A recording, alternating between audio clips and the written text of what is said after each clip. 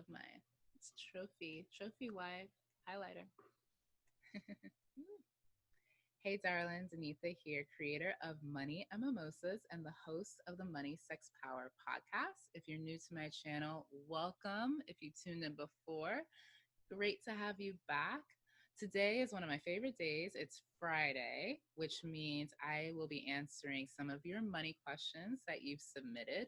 Also, Friday is the day that I do my weekly money date. If you're new to Money and Mimosas and the concept of money dates, check out this video. It's linked somewhere around here. It's down below in the description as well, where I go through the steps of your money date. You can also download a free checklist for your own weekly money date. I choose to do my money date every Friday because Friday is a great day. Also, if you're into astrology, Friday is governed by the planet Venus, and Venus rules beauty and abundance. If you're into African spirituality, which I am as well, the day Friday is governed by Oshun, who is one of the Orishas, and she governs beauty, abundance, being in the flow of life. She governs the sweet waters. And I like to connect with her while I do my money date, and I choose to do it on her day, Friday, for that reason. You can choose to do your money date on any day of the week that works best for you. I invite you to do it on Fridays for the reasons I just shared. Now, let's get into the money questions that some of you submitted. If you have a money question that you'd like me to answer, you can leave a comment below. Again, you can sign up for my weekly newsletter. I didn't tell you about my weekly newsletter just yet. My weekly newsletter goes out every Sunday. You can sign up on moneymimosas.com. That link is also down below. I've been sending out this weekly newsletter for years now, for lots of years, not just 4 years, since 2014, I believe. And every week there are 5 articles about different topics of money: investing, side hustle, how to manage your money. We have some celebrity news in there, what lessons we can learn from, business lessons that we can learn from celebrities. This week in particular, we have a great article, a very thorough article on how to start investing with mutual funds. So if you are a beginner in investing, there's a great article that will come out this Sunday about mutual funds and how you can start investing in those to build your portfolio. Under side hustles, we have a very thorough article on how to monetize your YouTube channel as a beginner. And then, we have every newsletter has an article about money, sex, and power. So if you are new to Money and Mimosas, you might be thinking, well, why are you sharing sex tips with money tips and power tips? Well, they are all connected. Our money, sex, power all lives in our sacral chakra. Our chakras are our energetic system. So just like you have a respiratory system, you also have an energetic system, an energetic field. This is what I call your money aura. And your money aura determines how easily you attract money or how you repel money. And that's why I have the podcast, Money, Sex, Power. That's why we have articles about money, sex, power, so that you can start to uncover how all of that is connected within your own life and how you can elevate it so that you can be in the flow of abundance within your own life. This article, the article this week under Money, Sex, Power, is entitled, Are There Financial Benefits to Celibacy? Really interesting. I connected with a priestess who does a lot of work in this space in terms of helping others unpack their relationship with sex. And it's a really great article. So I encourage you to sign up for the newsletter and to check out the article and see what resonates with you, if anything. And you can sign up for that down using the link down below. It goes out every Sunday. And now let's talk about some questions that you submitted. Well, I do want to share a quick life update. You may or may not know, some of you know that I live with my fiance and we have been Airbnb hopping for the last several months. Once COVID-19 happened, we decided that we were going to make the most of it by living a minimalist life. So we put a lot of stuff in storage. We got rid of a lot of stuff. And we're just traveling the country, the United States, during this time period. And it's been so much fun.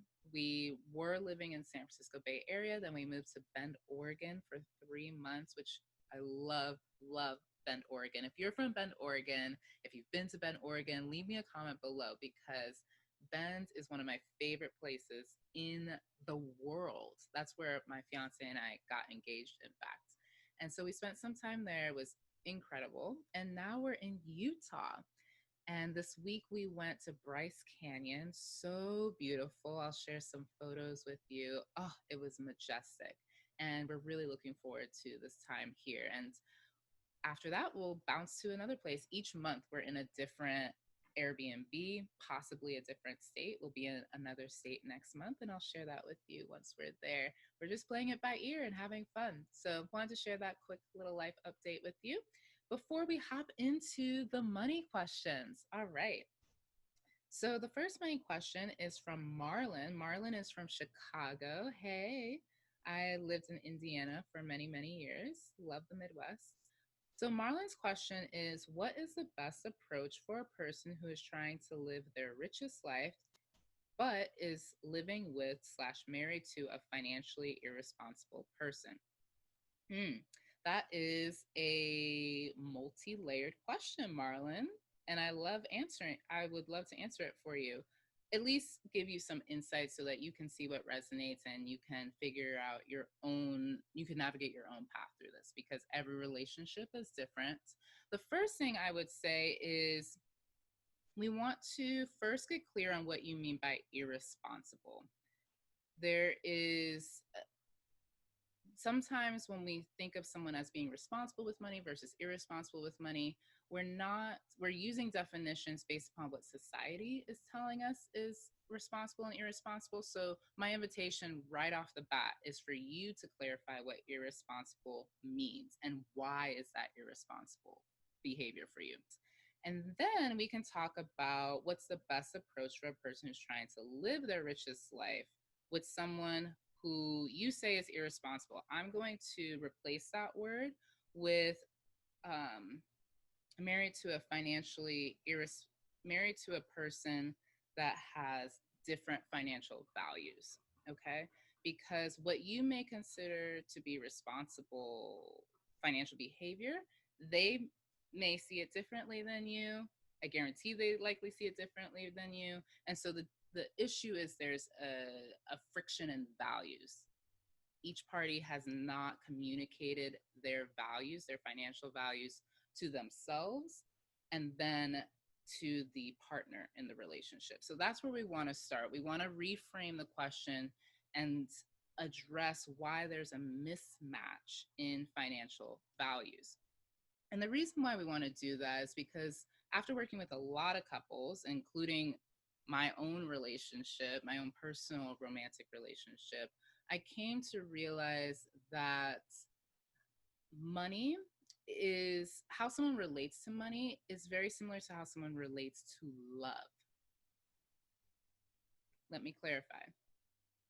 Similar to love languages in a relationship, if you're familiar with love languages, it's this concept that the way you give and receive love perhaps is different than how your partner gives and receives love. And until each of you are clear on how you need to receive love and how you prefer to give love, there will always be a miscommunication about, is that person actually showing me love?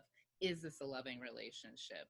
For example, a love language could be, my love language, for instance, is words of affirmation. I know that to be true for me. I love to hear someone say positive, uplifting things about myself, my work, and that's what I need to feel loved. Well, someone else's love language could be acts of service, where they feel like they're being loved when someone does stuff for them, like they do the dishes or they mop the floor or they wash the car, they vacuum. That is an act of service, and that is for someone else the way that they best receive love. And so, in order for that couple, though, to be able to both get their needs met, they first have to communicate to themselves what their love language is so that they can communicate to the other person, hey, I'm more of an acts of service love type of person, or I'm a words of affirmation type of love person. There's 5 love languages. And once they have that uh, once they communicate that to each other, then they can start to work together on how they can each have each other's needs met. Also, they can get clear on, hey, the other person, say my love language is words of affirmation. If the other person is challenged with that, it doesn't come naturally for them to just shower someone with words of affirmation. That's something that the other person, myself, would have to have compassion for and have patience with, because I will need to work with my partner on giving them the words that they can use in order to show up in that way for me. And while they're working on that, I need to be able to see and accept that the way they give love may not be words of affirmation, may be in the form of acts of service. So, how can I orient myself so that I'm willing to receive a different expression of love and know that that is what how that person deeply shows that they care and love me? Same concept can be applied to money. So I have a entire 1 hour, I think, 1 hour training on the 5 money love languages. And it's on this YouTube channel. You can watch it for free. And it's something that I'll continue to update because I continue to do research in this area. It's based on behavioral economics. And what I came to realize is that money and love, how someone relates to it, is very similar. Money, the way someone spends money, is a form of meeting some sort of need or meeting some sort of love that they're craving. For instance, one of the love languages is appreciation. This person buys things, they spend money in order to fulfill that need that they have of being appreciated. They need to be appreciated. There's 5 money love languages, and that's one of them. And typically this person likes to spend money on beauty or travel, things that they like to be surrounded by a lovely aesthetic. They love to appreciate the environment that they're in. So that's how they choose to spend their money. Now, most people are unconscious. They are unaware of why they spend their money the way that they do. Therefore, the first step for you, Marlon, is to get clear on why you spend money the way that you do. If you're someone that doesn't really spend money, if you're more of a love language of safety, this is someone who prides themselves on saving a lot of money because they need to feel secure, then you need to unpack why that's the choice that you make with money. And once you get clear on that, then you can communicate that to your partner so that they can better understand where you're coming from with money. And then allow the other person to unpack their relationship with money, understand for themselves why they spend their money the way that they do. And then they can communicate to you why the way they spend their money is fulfilling some sort of unmet need or love that they're desiring. Once you're able to do that, then the two of you can start to come together into a cohesive teamwork situation where both of you understand why each of you is making the decision that you're making, and come to an agreement around, hey, this isn't necessarily irresponsible behavior or responsible behavior. It's more about this person is doing this because they have a need that needs to be met. They have a love that they're craving, and money is able to do that for them. And once you do that, then you can start to get back on the same page. I'll give an example that may help solidify this even more for you. So for me, I love to be surrounded by beautiful things. My money love language isn't appreciation, but I do love being surrounded by beautiful things. And so when we did do a lot of traveling, we are traveling now, actually. This is a great example. So we're traveling now, we're Airbnb hopping, we're being very safe with COVID-19. in doing that. And one of my requirements is that our Airbnb is beautiful. I love to be in a beautiful home. And that need that I have is based upon this desire of being around beautiful things. Beauty makes me feel at ease, at peace, loved. And for my fiance, that's not necessarily something that he needs to have. He can be, as long as the place has all of the utensils, it's got a bed, it's got a TV, a couch, like he's fine. He doesn't need all the extras that I need, right? But because I know that that's something that I do need, and it does feel like love to me to be surrounded by beauty, I can communicate that to him and let him know, hey, I would really appreciate if we spend a little bit more money on our Airbnb stay, because that would make me feel loved and appreciated. And because I can communicate that to him, then he can see where I'm coming from. I can also now see where he's coming from in terms of not wanting to spend too much on that, because we can instead use that money for activities, which is something that he loves to do. So that's hopefully that example helps to paint that it's not necessarily about being responsible or irresponsible with your finances. It's more about what does each person value, how can we communicate those values, and then how can we both get on the same page where each of us feels like our needs are being met. Hopefully that answers your question, Marlon, and let me know if you have follow-up questions to that. Okay. All right, let's go on to our next question. This question is from Michelle. Michelle is from Canada. Michelle asks, what are some non-numbers based signs for you that you are financially well or unwell and need to attend to something to make a change? There are so many ways this could show up, but I want to know what you look for in yourself and or in clients first. You're one of the first people and definitely the boldest and deepest I've encountered who takes such an integrative whole person approach to money. And I'm curious about the ways other areas of life, big or small, might tell you about how you or someone else is doing financially. Great question, Michelle. And I deeply appreciate this question because I do look to non-number factors first to determine if I'm feeling financially well. I no longer work with clients one-on-one. I do have a membership program called Money Makers that you're welcome to join. Actually, Michelle is a money maker. Hey, Michelle. Now I remember you are a money maker. Hey, hey.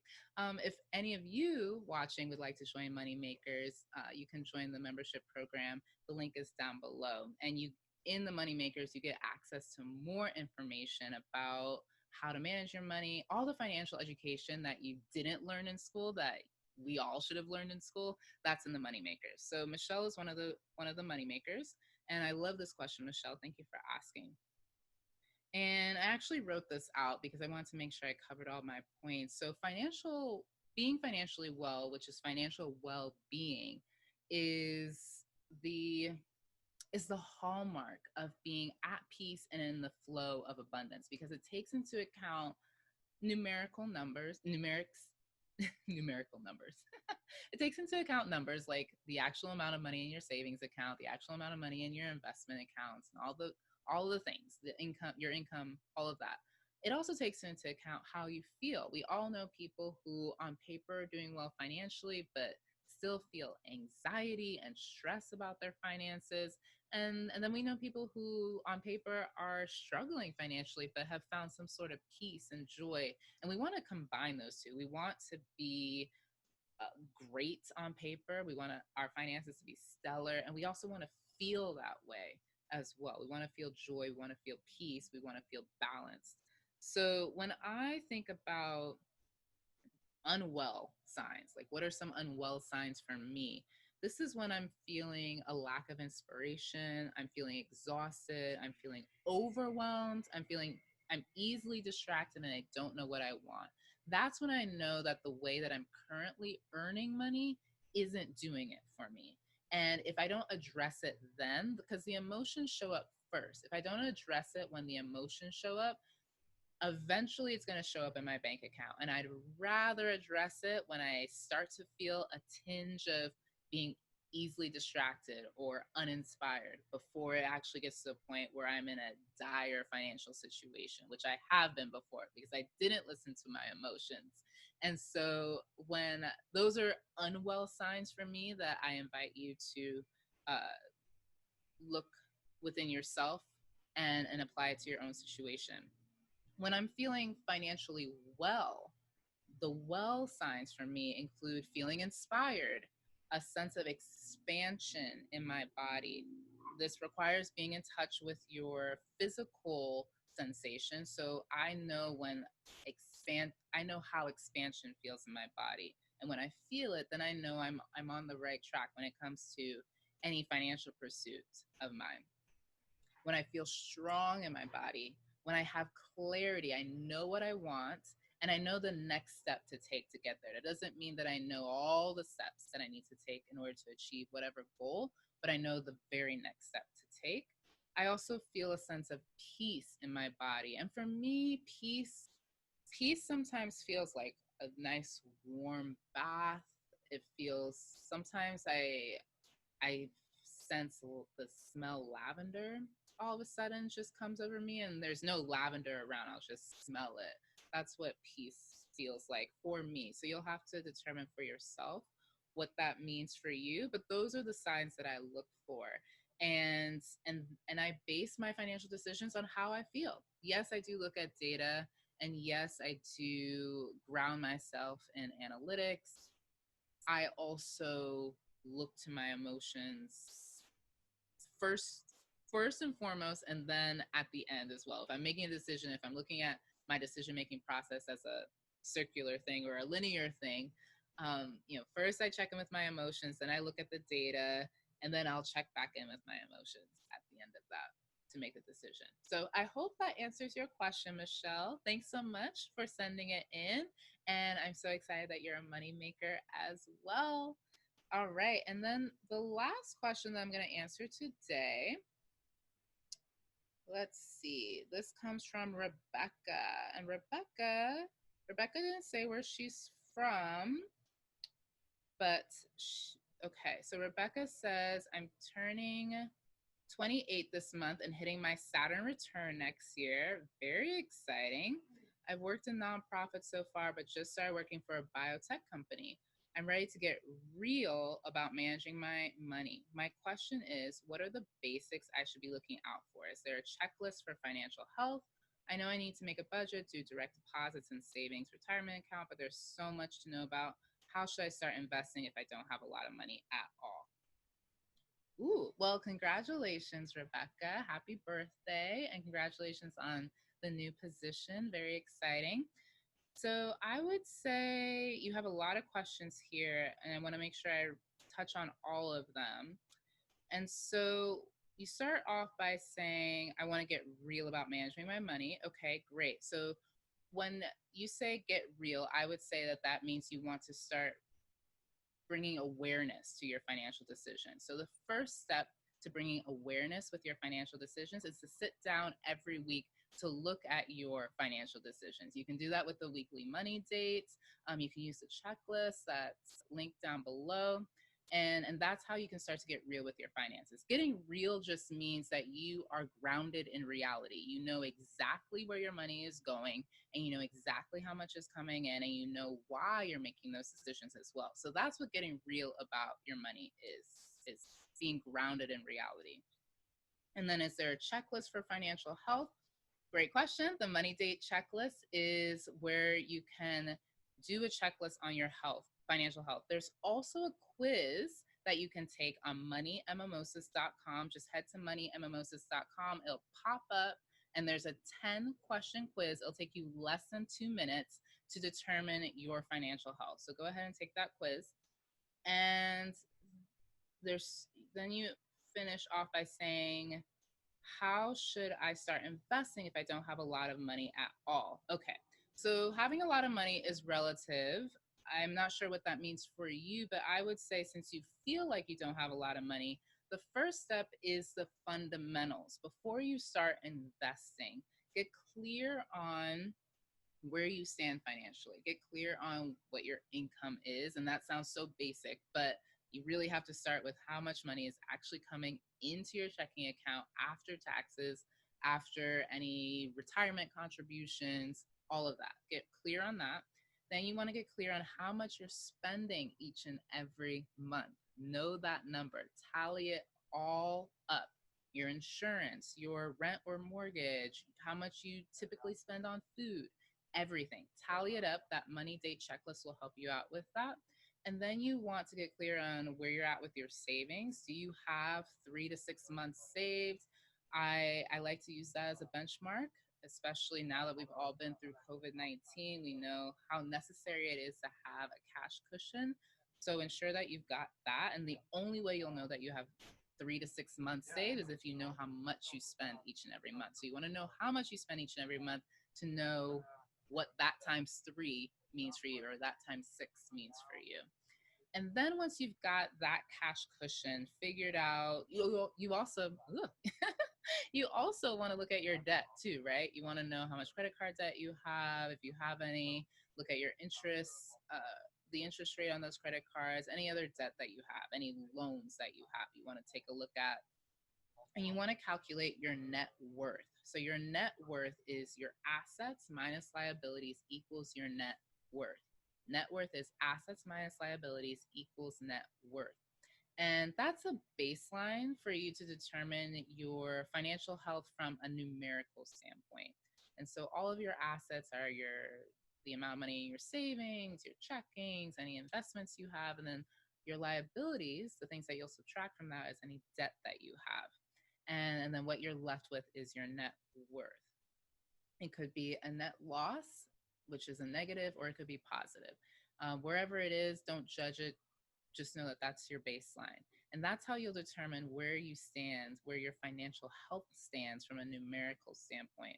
Once you have that number, then you can start to make some decisions around where do I start with investing. And I encourage you to check out moneymimosas.com. We have a whole investing section to help folks get started in terms of learning what a mutual fund is, what an ETF is, and then you can make decisions from there that best fits you. So I hope that helps, Rebecca. Congratulations again on your new position, and thank you for submitting your question. If any of you watching have money questions that you'd like me to answer, leave a comment below with your question and include where you're from. I'd love to know where you're based, and yeah, you can leave your question below. If you'd like to keep it anonymous, you can go to moneymimosas.com and submit your question there. Under the Start Here tab, there is a section where you can submit your question. And that is it for today. I wish you a gorgeous rest of your day. Have a beautiful weekend, and I'll see you next week. Mwah.